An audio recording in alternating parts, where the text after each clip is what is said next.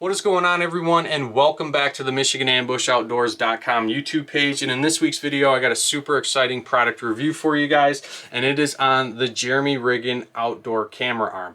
Now, keep in mind, I was not asked to do a product review on this arm. However, once I received it, I was super impressed with the overall build quality. I was impressed with the overall size and then also the weight. So I actually reached out to Jeremy and asked if it was okay if I posted a video sharing my thoughts and opinions on the camera arm, and which he did agree to. Now, one thing I want to mention is I've used a variety of camera arms over the years, and I don't think any camera arm checks every single box. However, I do feel that the JRO arm is possibly the best mix of both price and functionality. So without further ado, we're going to dive into this video. I'm going to talk about the specifications. We will throw this thing on a tree. We will test out how fluid the camera arm is going through the motions. And then what's most critical to me is the stability of the camera arm.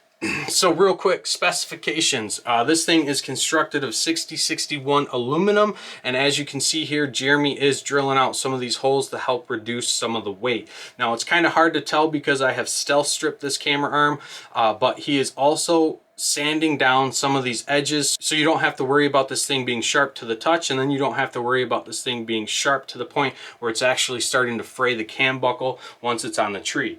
Now, I put this thing on my scale and it was coming in at 2.3 pounds without the cam buckle. Once I added the cam buckle that was supplied with the camera arm, it was coming in at 2.9 pounds. Now, again, I did stealth strip it, so that probably did add a little bit of weight to that, so just keep that in mind when you guys are taking that into consideration. Now, as far as the dimension goes, when this thing is folded up at the longest point, which is the back of this tree bracket to the front of the arm, it's just over 13 inches, and then at the widest point it's just under 6 inches. Once this thing is put on the tree and fully extended out, you're getting 29 inches of camera arm length, and it does utilize a 3-arm design, which gives you a very wide range of motion. I had no issues with being able to circle around the tree. It is a little tight when you're trying to come around, but what's really nice is it's small enough that you can actually sneak it behind you to get to the other side of the tree.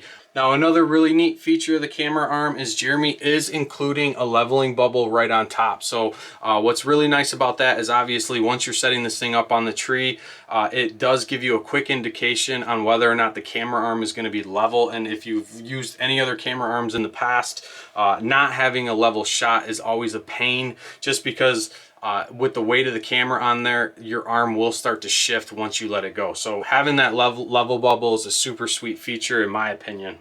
Now, when attaching this thing to the tree, it's actually super easy, and it attaches by 2 points of contact. The first one being this adjustable tree bolt, and then the second one being this tree cleat. Now, the one thing I want to say about this tree cleat is this thing is super sharp. In my opinion, it's probably a little overkill. So what I'm going to do is I'll probably modify this a little bit. And my concern with how sharp it is because I'm worried that it could possibly rip a hole in my backpack. But I have to say that this design is going to make this thing rock solid on a tree. I've already put it on the tree, and it's, like I said, it is super rock solid once it's locked down. Now, as far as the weight rating on the camera, I'm not 100% sure what that is, but I definitely have no concern with running like a DSLR style camera, or for me, my Sony Handycam I think it's an AX33 model. I don't have any concern with this thing holding up the weight, especially after I saw the video of Jeremy putting this thing on the tree, standing on top of it, putting a little bit of side load, and he had no issue. So again, no real concern as far as the weight rating.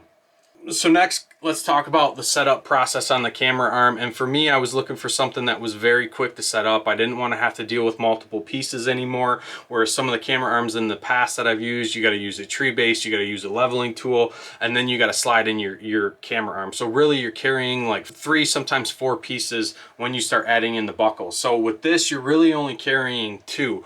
You have the camera arm itself, and then you have the cam buckle that you got to utilize. So when you set this thing up on the tree, it's very simple. All you're going to do is just back this bolt out, to about right there. That's pretty good. And then when you put this on the tree, what you're going to do is you're going to angle it up, and then you're going to secure it with the cam buckle. Now once you have the cam buckle locked down as tight as you can get it, you're going to put a little bit of load on the front of the camera arm, and then you're going to start screwing this tree bracket in.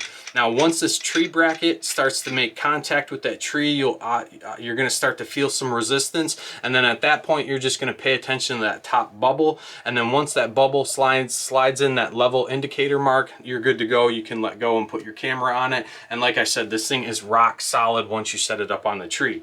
So for the testing portion of this video, I was definitely concerned, as I mentioned earlier, as far as the stability of the camera arm, and I know a lot of people will argue out on YouTube on whether or not shaky footage is acceptable, but for me personally, I can't stand it. So I want a camera arm that is not going to have a ton of bounce to it. So now take into consideration, I am running a Manfrotto B-free fluid head with a Sony AX33 camera, so there is a lot of weight up front, but again, if I hit the camera, I don't want this thing just sitting there bouncing the entire time. So that was where I focused the majority of the testing on, and you can see through the video that when testing this, I was making some pretty aggressive movements, letting go of the camera, and you can see the camera start to bounce, but it stabilizes very quickly.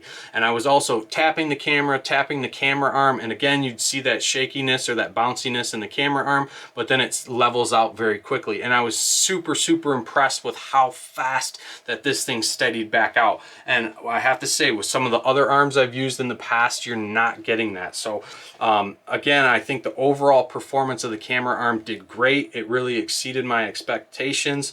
A couple things where I think there could be some improvements, and I already mentioned it, was just kind of reducing the sharp edges on the tree bracket. I think this is probably a little bit of overkill, but you know, some people may really like that just to ensure you're not getting any kick out. Some of the other areas where I think there could be some improvements, and I talked to Jeremy about this already, is just the play that's here in the peg. And this is just me being nitpicky. It doesn't affect the overall performance of the camera arm, but I feel like if he ran the threads all the way through this tree bracket right here, it would get rid of that play. But when I did bring that up to Jeremy, he says that it does make it a little harder to spin this bolt in and out. But for me, I would rather have a harder time spinning this in and out versus the play, because I don't really care about that noise. So that's just one improvement that I think Jeremy could make. Now, the other thing that I witnessed when using the camera arm, but after doing some further inspection, it's really not a concern. But what happened is when I had the arm fully extended and I had the fluid head with the camera set up, the bubble on my fluid head was not level, but the level on the tree bracket was. So what's happening is the weight of my setup is actually torquing this arm. So I think if you went with a lighter setup, lighter fluid head, even a lighter camera, you'd reduce that weight. It would also reduce the shakiness, and then you'd reduce that torque. And I know it's not a concern because I did recheck it with the camera arm fully folded up, which is obviously the strongest point of the camera arm, and the bubble on the fluid head was level, and then it was also still level on the tree bracket, which I was very excited to see.